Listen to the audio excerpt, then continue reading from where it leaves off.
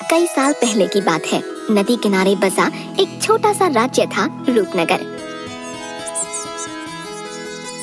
रूपनगर का राजा महेंद्र सिंह बहुत ही मूर्ख राजा थे और वहीं पर उसका मंत्री बहुत समझदार और बुद्धिमान था। राजा ने अपने राज्य में कई बार मूर्खता से भरे निर्णय लिए, लेकिन हर बार उनका मंत्री अपनी सूझबूझ से उनको सुलझा लिया करता था। एक दिन शाम के समय राजा और मंत्री दोनों नदी किनारे टहलते हुए शाम का आनंद ले रहे थे। तभी राजा ने मंत्री से एक सवाल पूछा। मंत्री जी, आप एक बात बताइए, आपको मेरे कार्यकाल में राज्य में सब कुछ खुशहाल प्रतीत होता है कि नहीं? मेरा कहने का तात्पर्य है कि मैं एक अच्छा शासक हूँ ना? अरे महाराज, इसमें भला पूछने की क्या जरूरत है?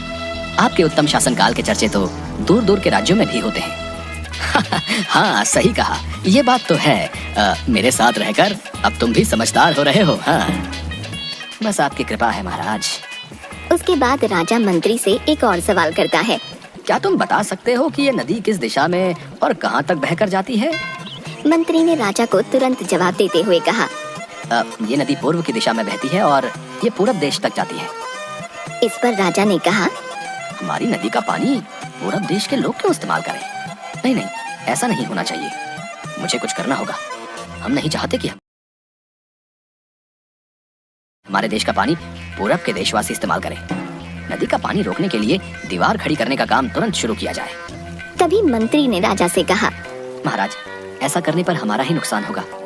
लगता है मैंने महाराज की कुछ ज्यादा ही तारीफ कर दी। राजा ने गुस्से में कहा, पानी हमारा है और पूरब देश वाले मुफ्त में इसका इस्तेमाल कर रहे हैं, और तुम बोल रहे हो कि हमारा नुकसान होगा। इसमें हमारा कुछ नुकसान नहीं होगा। तुम जल्दी से जल्दी नदी में दीवार बनवाने का काम शुरू कराओ। क्या बुद्धू राजा मिला है हमें, इसका कुछ नहीं हो सकता। मंत्री राजा की आज्ञा का पालन करते हुए कारीगरों को बुलाता है और नदी के पास दीवार बनवाने का काम शुरू करवा देता है।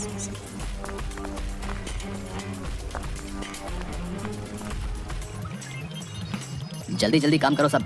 महाराज को दीवार जल्दी चाहिए और पता नहीं क्या क्या झेलना होगा इस राज्य में रहकर। नदी में दीवार बनाने का काम तेजी से चलने लगा और कुछ दिनों में दीवार बनकर तैयार हो गई। ये देखकर राजा बहुत प्रसन्न हुए। वाह वाह मंत्री जी, बहुत अच्छे से काम किया आपने, बहुत खूब। अब देखना, हमारा पानी हमारे पास ही रहेगा। देखा है ऐसा बुद्धिमान राजा? पैदाइशी बुद्धिमान। हे भगवान, ऐसा बुद्धिमान राजा किसी राज्य को मत देना। आपने कुछ कहा मंत्री जी? नहीं महाराज जी, कुछ नहीं।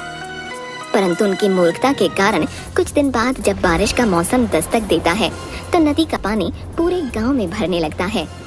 धीरे धीरे पानी लोगों के घरों में घुसना शुरू हो जाता है, जिसकी वजह से नगर में बाढ़ जैसे हालात पैदा हो गए। किसानों की फसलें बर्बाद हो गईं। सब नगरवासी परेशान और डरे हुए थे। अरे भाइयों, इस मूर्ख राजा की वजह से ये बरसात का पानी अब हमारे घरों में घुस रहा है भैया। हाँ भाइयों, अगर जल्द ही इसका समाधान ना हुआ तो हम बड़ी मुसीबत में आ जाएंगे। इस बार की सारी फसल बर्बाद कर दी इस बाढ़ ने। अब अपनी परेशानी लेकर किसके पास जाएं? हमें तो राजा भी ऐसा मिला है जो खुद मुसीबत बुला कर ला रहा है। अब तो बस मंत्री जी ही हमारी मदद कर सकते हैं भैया। हम सबको उन्हीं के पास चलना चाहिए। हाँ, इससे परेशान होकर सारे नगरवासी एकत्रित होकर मंत्री के पास आते हैं। मंत्री जी की जय हो। मंत्री जी, हमारी समस्या का आप ही कोई हल निकालिए। हमारी सारी फसलें बर्बाद हो रही हैं, घरों के अंदर पानी घुसा जा रहा है। अगर ऐसा ही रहा तो महामारी का डर भी बढ़ जाएगा। कुछ कीजिए मंत्री जी, अब आप ही हमारी मदद कर सकते हैं। समस्या तो सच में गंभीर है, लेकिन मैं जल्द ही इसका कोई ना कोई समाधान निकाल लूंगा। आप लोग निश्चिंत होकर जाइए। मंत्री उन्हें आश्वासन देता है कि वह इस समस्या का हल ढूंढ निकालेगा। लोगों की परेशानी सुनकर मंत्री समाधान निकालने के लिए एक योजना बनाता है। उन्होंने राजमहल में समय को बताने के लिए घंटा बजाने वाले शख्स को इसमें शामिल किया। वह समय के अनुसार घंटा बजाता था, जिससे लोगों को समय का पता चलता था। मंत्री ने उससे कहा, आज तुम प्रति घंटे की बजाय हर आधे घंटे में घंटा बजाना। जैसा आप कहें महामंत्री जी।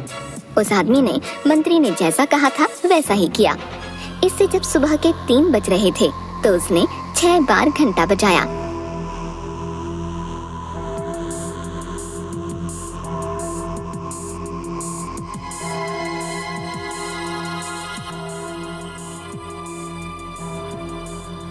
छह घंटे सुनकर राजा और सभी नगरवासियों को लगा कि 6 बज गए हैं और सुबह हो गई है। राजा उठकर बाहर आता है तो वहाँ मंत्री पहले से मौजूद होता है। बाहर अंधेरा देखकर राजा मंत्री से पूछता है, अभी तक सूर्योदय क्यों नहीं हुआ है? राजा के सवाल का जवाब देते हुए मंत्री ने कहा, महाराज, प्रातः काल हो चुकी है, पर हमने पूर्व दिशा वालों के यहाँ पानी को जाने से रोक दिया है, तो शायद इसलिए उन्होंने हमारे यहाँ सूर्य की रोशनी को आने से रोक दिया है। इसलिए सूर्य उदय तो हुआ है, पर हमारे देश तक रोशनी नहीं पहुँची है। ऐसा लग रहा है कि अब हमारे देश में सूरज की रोशनी कभी नहीं पहुँच पाएगी। यह सुनकर राजा चिंता में पड़ गया और मंत्री से पूछा, अच्छा, ऐसा है क्या? तो क्या इसका कोई उपाय नहीं है क्या? ऐसे अंधेरे में राज्य अच्छा नहीं लग रहा है। बताओ मंत्री जी, क्या किया जाए? तब मंत्री उत्तर देता है, महाराज, अगर हम नदी का पानी छोड़ देते हैं तो हो सकता है कि वो भी सूरज को छोड़ देंगे। इससे राज्य में फिर से रोशनी आ जाएगी। राजा मंत्री को तुरंत नदी की दीवार तोड़वाने का आदेश देता है। अरे, अगर ऐसा है तो तोड़ दो दीवार को, है? पूरा बासी भी क्या याद करेंगे? किस दिलदार राजा से पाला पड़ा है। छोड़ दो नदी का पानी। वाह महाराज, क्या दिमाग है आपका, कमाल है। मैं अभी दीवार तोड़वाने का आदेश देता हूँ।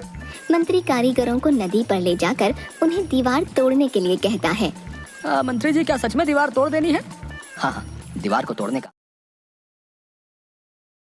आदेश है। पर तुम ऐसा प्रश्न क्यों कर रहे हो? इतनी मुश्किल से खड़ी की थी, अब तुड़वा रहे हैं। पता नहीं दूसरे पैर में दोबारा खड़ी करने को ना कह दें।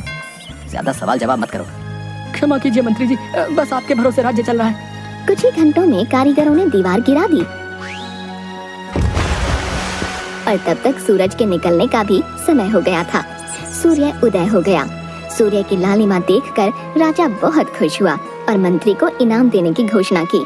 राजा ने मंत्री की तारीफ करते हुए कहा, तुम्हारे कारण हमारे राज्य में फिर से सूर्य उदय हो पाया है और तुमने हमारे राज्य को अंधकार से बचाया है। महाराज, ये तो राज्य के प्रति मेरा फर्ज था और आपके जैसा राजा जो हमें मिला है, ये हमारे लिए गर्व की बात है। अरे बस बस बस बस मंत्री जी, अब इतनी भी तारीफ मत करो मेरी।